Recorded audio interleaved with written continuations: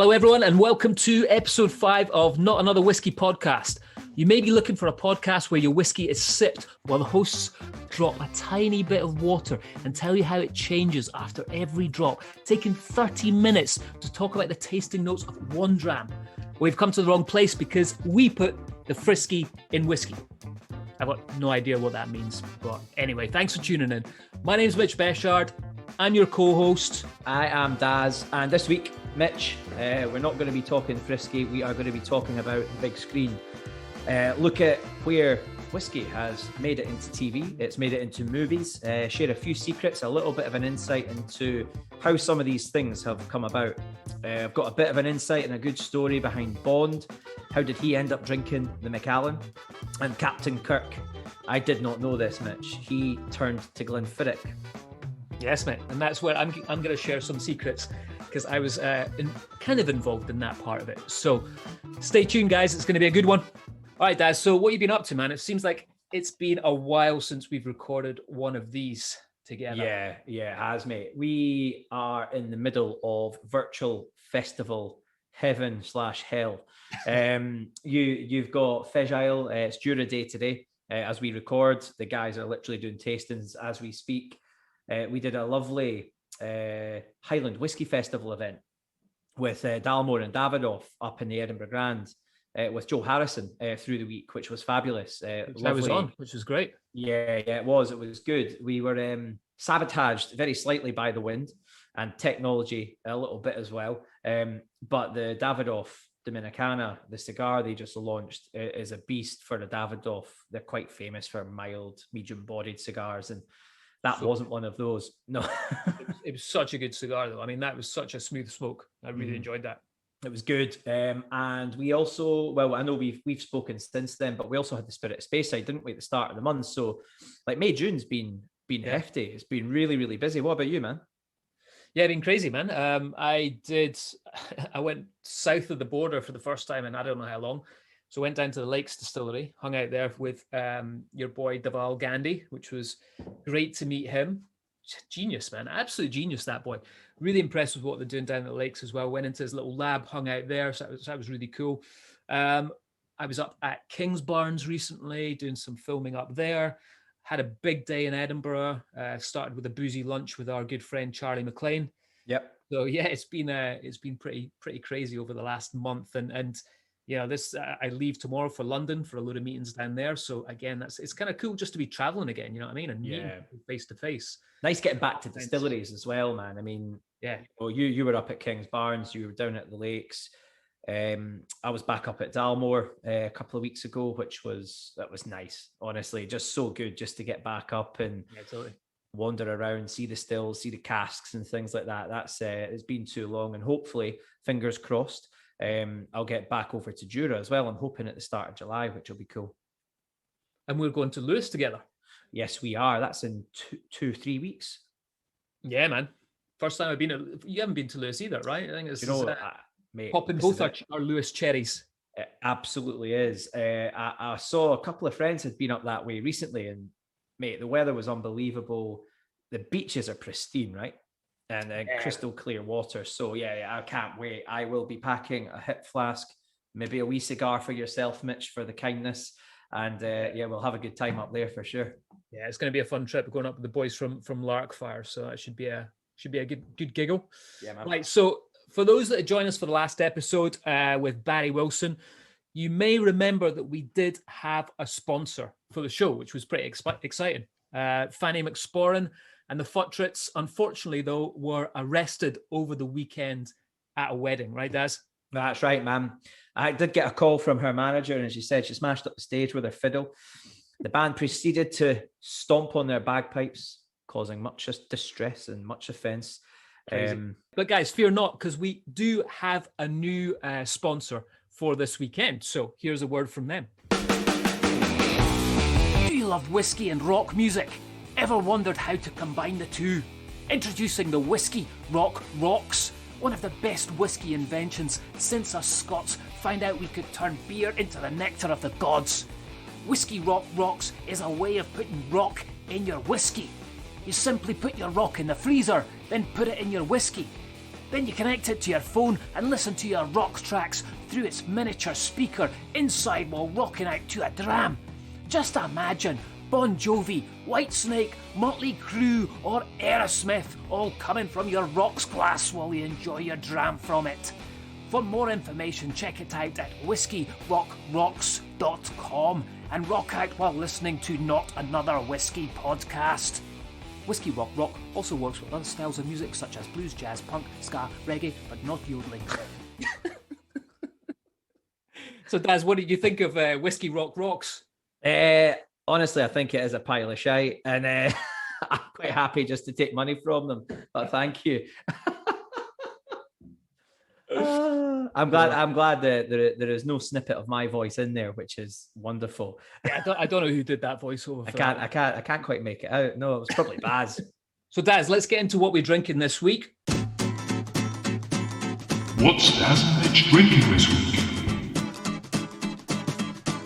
So, what we thought we'd do this week for what we're drinking is base it around a movie that both of us remember seeing and realizing that whiskey was on there in a big way. And for us, that was Lost in Translation with Bill Murray. So hopefully all you guys listening have seen that. If you haven't, check it out. Absolutely amazing movie. You know, I love that scene. For me, the scene that really kind of kicks in was where he's trying to get the advert. For relaxing times, make it Suntory time. We're drinking the Yamazaki Distiller's Reserve. So, you know, it's kind of hard to find any Japanese whiskey with an age statement on it now. So with this one, this is the level down from their 12-year-old, if you can find the 12-year-old. Still pretty pricey, Daz. 65 pounds for this? No. Japanese whiskey's not cheap. Crazy, man. No. So, but this is stunning, though. I mean, I think I haven't drunk Yamazaki for a while, and I forgot how good it is. This includes Bordeaux wine casks, sherry, and Mizunara casks in there as well to give it that, you know, as you know, Mizunara casks are pretty hard to find these days. So they've added that in, obviously, to compensate for the fact that it doesn't have an age statement on it. Yeah, no, definitely. I'm sure Bob Harris would agree that this is a delicious whiskey. You know, it's a belter. I mean, the thing is with Yamazaki, I remember we had many Suntory whiskies in the bars years and years ago, you know, and when we were talking about Baz the other week, I remember, you know, you would have your age statement Hibikis, the 12, the 17s and things like that. But yeah, they've obviously become a lot harder to get hold of.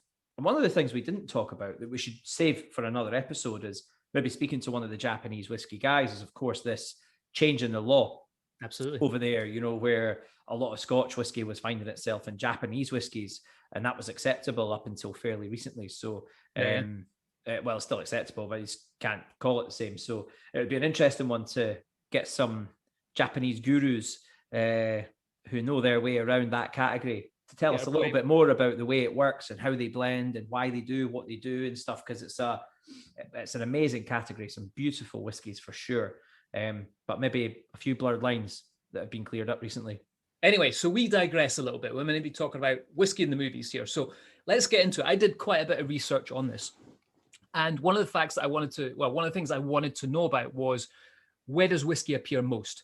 Number one spot is The Sopranos. I haven't watched that much of The Sopranos, but I do always remember seeing whiskey heavily involved in it. As soon as we started to talk about like whiskey and screen, I don't watch lots of films, but I skim through things, right? So when I think of whiskey on telly, the first stop I have is Sopranos. And I couldn't tell you what brand.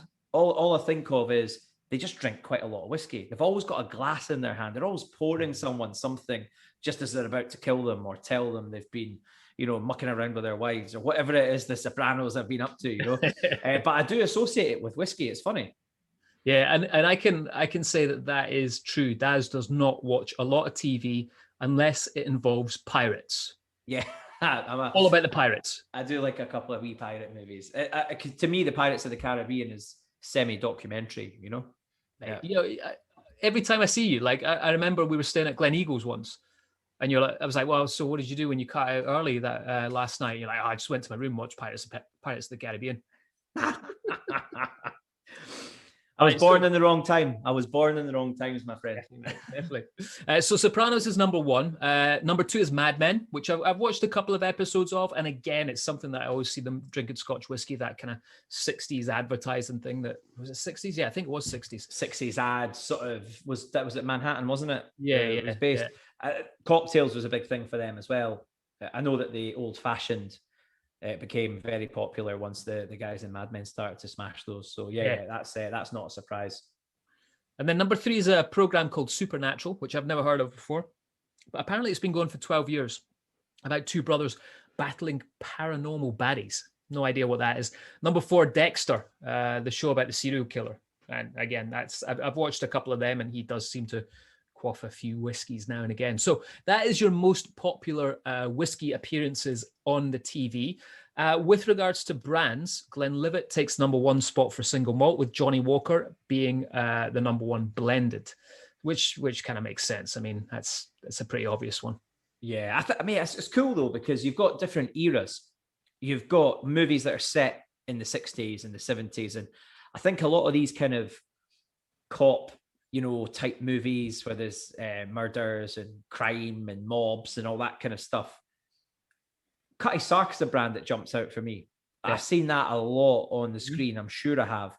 And it's quite funny because we automatically think that every one of these whiskies that are in the TV are real things. So you'll have people going out, maybe ordering them off the back of them. And I guess that's subliminally, what they're trying to achieve. But it's quite interesting, right? Because it's expensive. It's an expensive business if you want to get product placement. And Mitch, you've lived down on the west coast of America. I'm sure you've had many people going, what do you think? Can you get this whiskey in there? Can you do this? Can you do that? But I didn't realize that there were so many fake whiskies or made up whiskey brands. And you go through them, and you've done quite a bit of research on this, but the most common is Glencairn. And it's amazing there has never been a whiskey called the Glencairn. That's bizarre, isn't it? Because you've got the power of the Glens in Glenmorangie, Glenfiddich, and Glenlivet, and the power of Macallan. It's almost like if the Avengers was a whiskey, it would be Glencairn. Do you know what I mean? But then, you've got it's in the Mindy project, Sons of Anarchy. It's made so many appearances. I wonder how many people have actually gone into a bar and gone, "Can I get a large Glencairn, please?" Right. That'd be interesting. Yeah. You need to ask some bartenders in LA about that, because that's they probably have had that call a few times. No, it's crazy. And you look at these brands, and they're actually made up by these companies in LA, and they go to the producers and the prop master guys, and they say, "Hey, we've got this whiskey. If you want to use it, it's going to save you a load of money for product placement." Yeah. So that's kind of why it's done. But it's interesting to see it. And guys, if you're interested in this, there is a really geeky website called ScotchCinema.com. And the guy that runs that, I'm blanking on his name right now, but he has literally documented every single appearance of Scotch whiskey in both the small screen and the big screen. So really cool to kind of check that out. It really surprised me just how many things they pick up on. It's insane, right? Everything. Dude, being a whiskey geek, I don't know about you, but I'm exactly the same. Like, as soon as I see anyone drinking a whiskey and there's a bottle there, I'm trying to dig in and I'm trying to see what brand it is. Do you do that? No, it's just me being Thanks, man. Sorry, mate. All right, let's get back into the real brand world and talk about some whiskey collabs that have happened. I think the most recent one has come from Diageo. And they partnered up with The Walking Dead to do a bourbon. And the one that we're more familiar with is the Game of Thrones collaboration that they did with pretty much all their distilleries. What did you think about that, Daz? I liked it because it created a lot of noise. Many years ago, when I was at Highland Park, we launched the Valhalla collection, which was Thor, Loki, Freya, and Odin as a collection of whiskies released over 4 years. And I was actually just thinking about this. We launched that in 2012, in January 2012, and we went to a Viking feasting hall in Stockholm to launch it. It was amazing, and that would have been cool. It was called what was the restaurant called? It'll come back to me in a second. But the the way that it was done was so interesting. And of course, with Orkney and its Viking kind of history, it was part of the Kalmar Empire at one point, Sweden, Denmark, and Norway. It wasn't Scottish. It was Scandinavian for a long time. And it was one of those things that felt very good. Thor came out with Chris Hemsworth in 2011 in the April, and we launched our Thor in that January the following year. And it was this swell of interest in Vikings and Nordic history and things like that. And then the Vikings that aired over in America, roughly about the same time. So everybody was talking about Vikings and things like that. The restaurant was called Eifur. That was the name of the restaurant. Just come back to me there. But what happened was that we were contacted by the Game of Thrones guys to create a whiskey which was similar to the Valhalla collection for them. It became quite complicated. It became apparent quite early on that there was going to be quite a lot of money needed. And Highland Park was quite a small brand at that point. It still remains a medium-sized malt whiskey brand, perhaps. It's not a huge, big money spending thing. So I like it because it brings whiskey to a new audience. Yeah. I love the thing about storytelling. And that's what I thought worked so well for us at Highland Park with the Valhalla collection. And being different from other distilleries as well. I think we did it in that way. But I think in the end, when I look back at the Game of Thrones collection, was it deemed a success or not? I'm not sure. Yeah, I mean, I agree with all the positive points that you put forward there. Absolutely. But yeah, you see it now. And I think the hype was kind of like, oh, this is going to be a big collectible thing that's going to go on. And I remember seeing whiskey auctions where it was like guys that had been collecting everything and they put the whole collection on. But you still see it up for sale now. So I think they kind of missed a trick there. If they made it, kind of one-offs and limited releases, it would have been a lot cooler. I also think it was the only other negative I've got about it is a little bit cut and paste. I felt, it didn't seem like there was any real tie-in with Game of Thrones. I thought it would have been a lot cooler if they'd got some of the actors to do something talking about the whiskey, bring it in that way, just as opposed to having a map and putting all the distilleries on the Game of Thrones map and then tying it in that way. It's like, but as you say, great to bring new drinkers into whiskey. Good to see that going on 100%. And moving on from Game of Thrones, a really good collaboration recently was Kingsman with Glendronach. I thought that was really cool to see that. And, that felt legit. And when that Kingsman Glendronach came out, I was like, yeah, you guys have got a right to do that because you did really well with it in the movie. Let's talk about celeb whiskey collaborations. It's getting exhausting, isn't it? Yeah, I know. Well, I mean, this is kind of moving a little bit away from the big screen and the screen, I suppose, a little bit. But we've got recently Conor McGregor with Proper 12. Let's not slag that off in case he's listening. Comes around. He might hunt us down and leather us. Who else have you got here? We've got Sam. How do you say his surname? Sam Heughan. Wayne Heughan. I was actually at the Keepers of the Quake event a couple of years ago, and actually he was there as a guest of honor, really, of the Keepers. And I didn't know who he was. I must say, I didn't know what Outlander was or anything like that. He's a really nice guy. His kilt was from the same shop that mine was from. So we ended up just having a chat. And he told me that he was going to be getting into spirits at some point.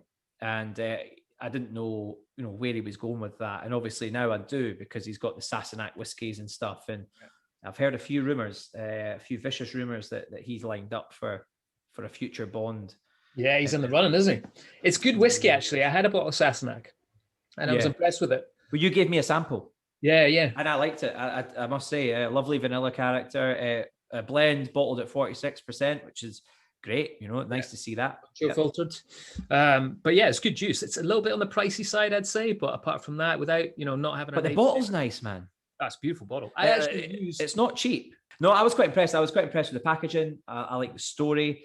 I think it's Loch Lomond that are producing it for them. Yeah, it is. Yeah, and they're a great whiskey maker. So I'm a big fan of that. I must say, I think he's done a great job. I'd love to see him do more with it. Himself, tastings or a bit more chat about what's next for the whiskies and things. But we'll see where he goes. The other big collab that's come out recently, literally, I think it was like a couple of weeks ago, is Nick Offerman. He's been doing a lot of work with Lagavulin, and he's done a Lagavulin 13-year-old that has been finished in Guinness casks. Right, okay. Which is kind of cool to see. I always remember, like back in our Diageo days, asking about if we could finish a whiskey in Guinness casks. Yeah. And it was always like a nah, can't happen type thing. So I'm drinking a stout just now. It's part of this tasting actually that we're doing later on tonight. It's kind of the pub lock-in idea on Jura, and you taste that rich, heavy stout style, and you automatically think of oily, heavy, smoky whiskies like Lagavulin. It's amazing it hasn't happened before. To be fair, yeah. And it makes sense. The last one is back to our neck of the woods, going up to Cameron Bridge, of course, the home of Hague. And with David Beckham and the Hague Club thing. And I actually, I'm a big fan of that because I remember my wee brother, who's about 5 years younger than I am, he knows exactly what I do. And he knows I work in whiskey. And over the years, I could have got him any whiskey he could ever have dreamed of, really. And he phoned me one day and he said, Daz, and I was like, what is it? And he's like, mate, any chance you can get me a bottle of whiskey? And I was like, oh yes, he's come of age. That's my wee brother. He's asking me, and I was thinking like, oh, you'll be after like a 21-year-old or a 25-year-old. You'll be after something really special. And he's like, so what's that David Beckham whiskey like? And I was like, oh, for God's sake. But actually, I know inside I was like, no, but that's the purpose of the thing. Yeah. That's exactly what he's there to do, is to make whiskey more appealing to this kind of younger, more, I guess less experienced in terms of their kind of flavor profile or whatever. They're drinking vodka, they're drinking Jack and Coke, drinking sweet things. Here's an opportunity for them to try a Scotch. And, in 5 years' time, they'll be a complete freak and they'll want to know, PPMs and unchill filters and all that kind of stuff. 100%. So it did a job, and I get it. And since then, I've heard so many great stories about David Beckham over the years. Little things like, I'm sure she won't mind me passing this story on, but there was a young lady that worked for Tesco once upon a time, and she now is at Koppenberg.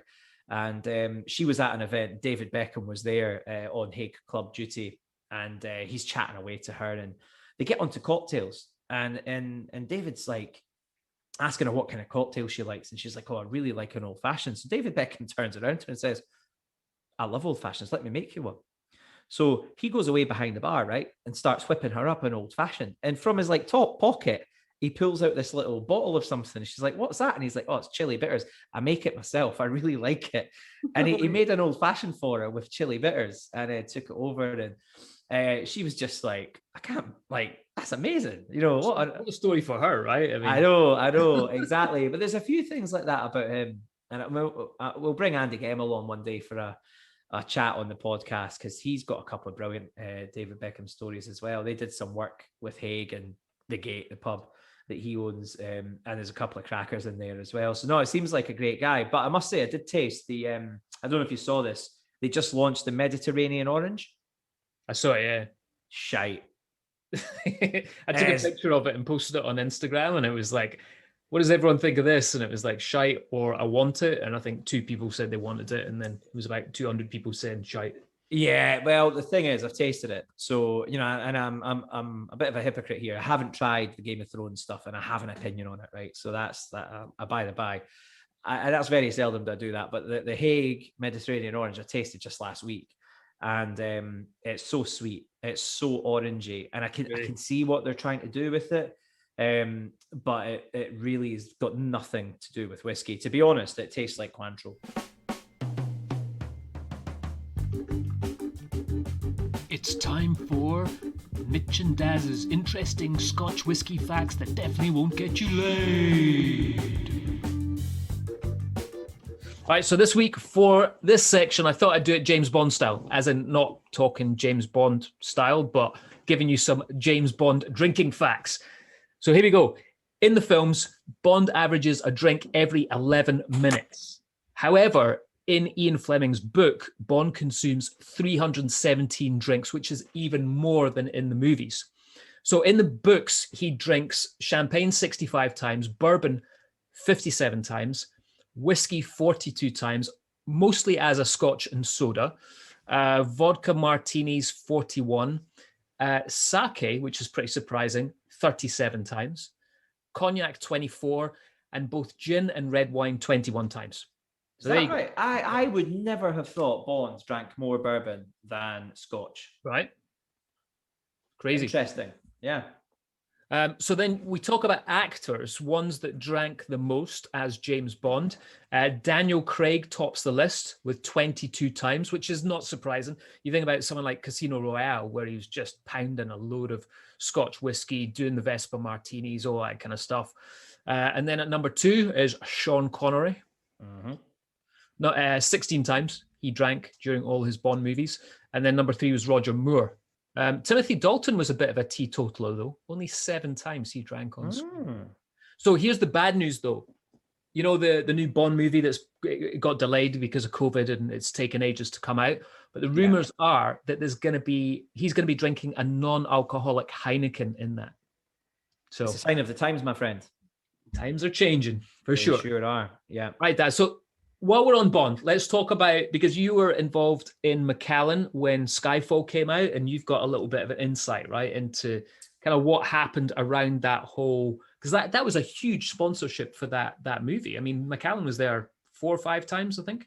Yeah, definitely. So I wasn't personally involved. I had literally just started with Edrington at that point. However, I was working for Ken.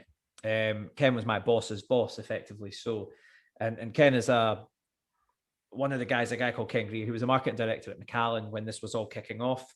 And he's still one of my very good friends within the industry, an amazing guy.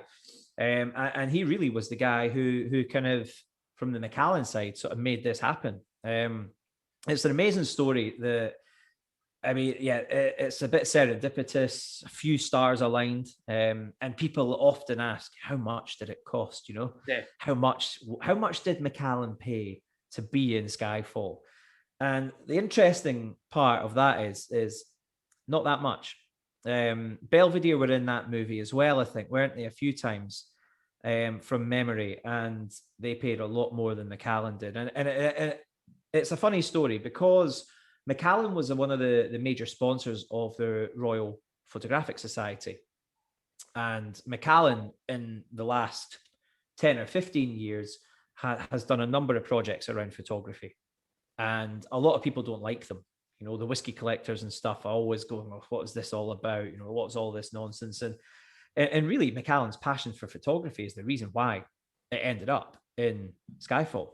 And it's really, really straightforward. There's a guy called Michael Wilson, right? And Michael Wilson is effectively the co-owner of the franchise. Okay, it's a lady called Barbara Broccoli who owns Skyfall. Well, not Skyfall, the Bond franchise. Oh, yeah.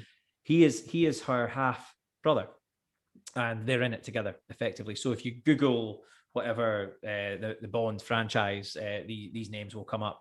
Michael is a big fan of photography, very involved in the sort of philanthropic side of things, and is a huge supporter of the Royal Society of Photography. So he was hosting an exhibition of his own collection, and Ken went down and met this guy, and they just had a couple of conversations, you know, and he said he was a lovely man, so a really, really great guy. And from sort of out of the blue, he kind of got a phone call maybe 2 or 3 weeks later from somebody who was working for Michael Wilson. And he said, look, what are your thoughts on the Macallan being involved in the next Bond? And Ken was like, oh, that would be great, of course. You know, that you're never going to say no, of course, to being in Bond. And he said, well, Ken had actually sent him some whiskies down to try. And he said, look, well, I really like it. I really like the flavor profile. I love the way that it looks. I think there's something we can do here. So that was that, really. So they hashed out a bit of an agreement. I know there was some stock sent down. I don't think there was a huge amount of expectation in terms of what they were going to get out of it. I know that Ken went down to Pinewood Studios to actually see some of the filmmaking and things like that. And I think he got to meet like Daniel Craig and things. So, you know, Ken was kind of going into this a little bit blind and didn't really know what he would get out of it. You know, he's just kind of, it felt right, but he didn't really know what was going to happen. So he hadn't seen what was in the movie. he didn't have rights to see it prior to it going out. He didn't have approval rights or anything like that because it wasn't a big commercial agreement. Yeah, because there's no contract. Yeah, exactly. So it was more of a, we'll see what happens. I'll see if I can get it in a few times. So I think it was the 23rd of October in 2012, and Ken goes down to the Royal Albert Hall for the global premiere of this latest Bond movie, and he sat there watching it, and it appears in a couple of bar scenes. Right, it gets pulled over by the bar. I think he goes and asks for a Macallan and soda or a Macallan on the rocks or something. Daniel Craig, that is. And Ken thinks, okay, cool. It's not what we agreed, but not bad. You know, we're in 2 or 3 times. Brilliant. I remember a coffee table scene. There's a bottle of Macallan on the coffee table as well at some point. So it's in there. And then, of course, the famous scene, really, which is one of the most famous drink scenes, I think, in movie history, probably. You know, it's just been watched, I think, on YouTube. It's got something like 24 million views or something like that. I mean, it's absolutely insane. And of course, when the glass of whiskies come out, what is it he says? He says he goes and grabs a 1962 Macallan, and he says it's a particular favourite of yours, Mr. Bond. This is Raoul Silva. And then he gets the 2 shot glasses, he pops one on her head, and he makes Bond shoot at her. And of course he misses. And then the bad guy, Raoul, kills her. And he says, you know, now what do you say to that? Is what he says to Bond. And Bond turns around and says, you know, it's a waste of good scotch. And then he batters everyone. And it's not what they expected at all. And it was, I know that Ken was quite concerned at the time because, I mean, how would that be perceived? You know, it's quite a shocking scene. Definitely right out there. Of course, if there was an agreement, you might get in trouble for putting that in place, but it was done purely off the back of the directors and the guys that were shooting this thing. And I mean, there's some pretty big hitters involved in that film. Roger Deakins was involved in like the Shawshank Redemption, and you had the director Sam Mendes involved as well. So I mean, these guys were looking to create something that was going to be visually stunning. And I don't know if you've watched when you last watched it, but I think that the cool part is the walk. When they come out into the kind of, it's like a destroyed sort of town square, and there's the speakers on tannoys and stuff as they walk around, and he walks around the corner, and then he sees what was her name, Bernice Merlot was her name, wasn't it? She's there tied up, bleeding from the lip and everything like that. It's just really, really visual, very striking, and obviously that moment will immortalize that 1962 Macallan. Yeah, one of my favorite Bond films, I think. Yeah, really cool.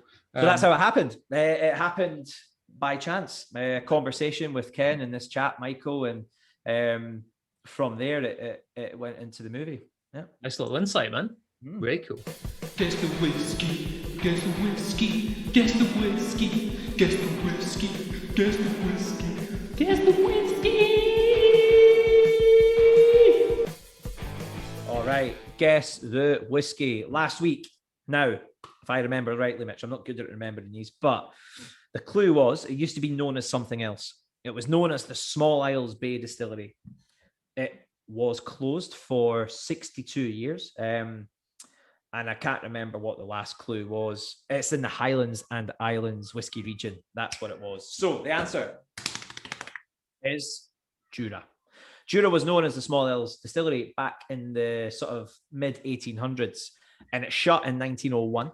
It reopened in 1963, and it reopened as the Jura Distillery. There we are. And it's not, it's Highlands and Islands because it's not Campbelltown, and it's also not Islay. And we're going to Jura soon, right? Yeah, dude, we are going to go over in July, 100%. Yes. Yeah, we need to go over. I haven't been over for ages, and with Fej Isle being today, like the pictures, and Mark Bruce, the guy that works over there, who I'm in touch with fairly regularly, he's been sending me lovely pictures, man. And you know what it's like, these islands when it's sunny, it's just so beautiful.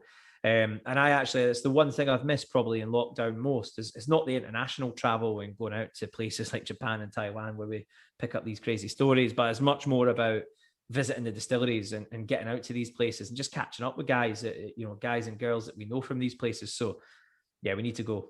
Yeah.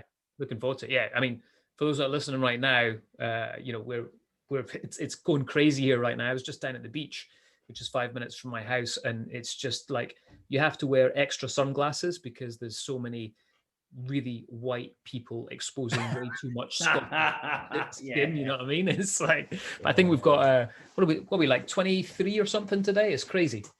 Right. Anyway, so this week's whiskey, I'm going to give you guys some clues. So see if you can get this. So this whiskey used to be owned by the Seagram's company and produced a smoky distillate for blending purposes. The Patterson crash in 1899 caused it to close its doors for 65 years. It recently opened a brand new visitor center. There you go. That's your 3 clues. Ooh. Moving on, let's talk a little bit about whiskey and animation. I'm not talking about kids' cartoons here, but more the adult-themed ones, right? So classic example, South Park. One of the episodes where you get Sergeant Harrison Yates is spotted drinking a Macallan 12, but spelt Macallann, but very, very similar style bottle. So almost like a fake brand in a cartoon, which is kind of funny to see. This also happened in Archer. I don't know if there's any Archer fans out there, but great series. Archer himself just drank so much whiskey, absolutely insane. His drink of choice was Glengooley, which was a fake whiskey based around Glenfiddich. And actually, when Glenfiddich brought out Glenfiddich 14-year-old, which isn't available in the UK, but it's available in the US, it had a blue label very similar to this Glengooley style. And I always remember Scotch Trooper, who's now passed away, unfortunately, but Scotch Trooper actually did a fake bottle. He recreated Glengooley from the Archer series using Glenfiddich 14-year-old, which is really cool to see. That's cool. All right, so I think one of the things, you mentioned it earlier, Daz. I spent a lot of time in LA, and one of the cool things that I got to do was mess about a little bit with the film industry and bring booze in there a little bit with my time at Glenfiddich. And we actually, there are people that just deal in relationships between the movie studios and booze to try and get these, these kind of sponsorships, these placements that we've been talking about already. And to your point about Macallan, a lot of the time it is done through relationships and not necessarily money. Saying that though, I have heard that the new Top Gun movie that's just out, there is a product placement in there that the product placement cost $200,000 for it. So kind of crazy stuff. The series called Billions, they're around about $100,000 to $200,000 for the series. I think Mictors has now got that. Interestingly enough, HBO, they insist they will not take any money for product. That's interesting. And Apple just doesn't do brands. So they're just not interested in any kind of product placement. But what I was so when I was chatting to this person I know over in LA, just to get a kind of refresh on what she's doing over there, she basically said that, most of the time when she talks about brands to movies that are coming up, she'll get like an insight into a movie coming up, and then she's got her black book, and the first person that she goes to is actually the prop master.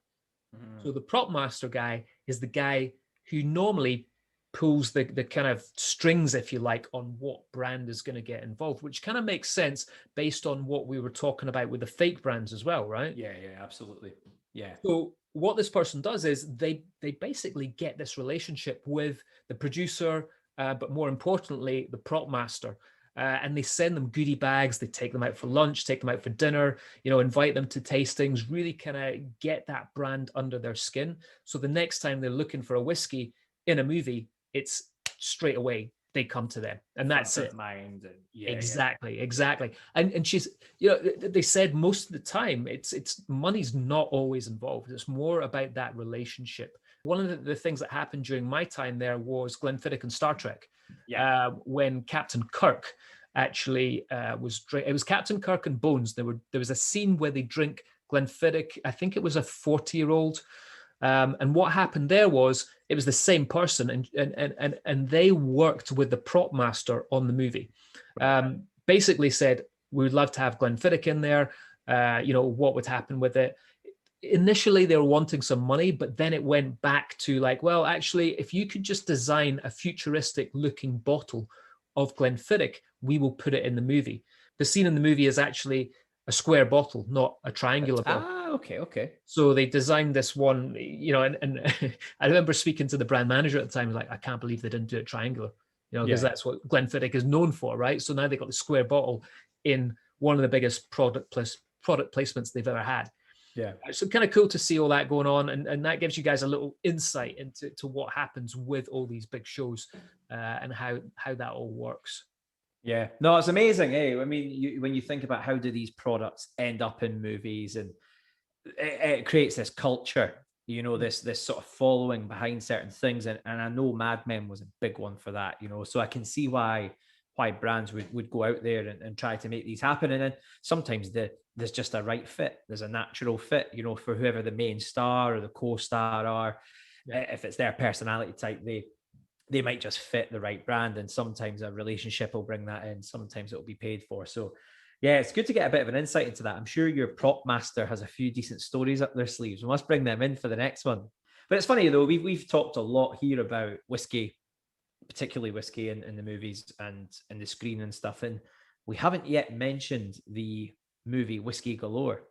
The SS cabinet minister, it runs aground in the Outer Hebrides, and it's during the Second World War when whiskey and everything's being rationed. So the very thrifty islanders obviously go and try to steal the whiskey off the ship. And that's obviously the kind of basic gist of the story. But it's a cool story. It's a funny story as well, right? It's semi-fiction, right? Like fiction, not fiction. Well, it did actually happen. The boat ran aground. And I think some of the islanders did steal some of the whiskey, but then it was like they put their twist on it, right? I think so. I think there is probably a bit of an element of truth in there, because there are some of these stories which actually happened. And the Shackleton story is a great story, with the cases of McKinley's whiskey, which were blended just down in Leith, were obviously found in the Antarctic about 100 years after they were left in the shed that they'd put down there, And these bottles were taken out in 2007.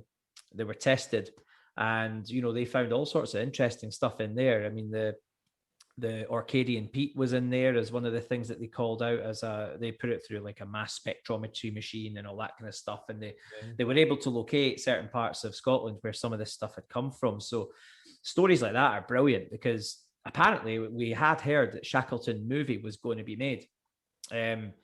And we're still waiting to see what the story is there, if it's going ahead or if it's not, because it's such an amazing story. It's been written about so many times. And it's a movie that's written for you, really, if someone wants to just go and produce it. But I heard it's definitely on the cards.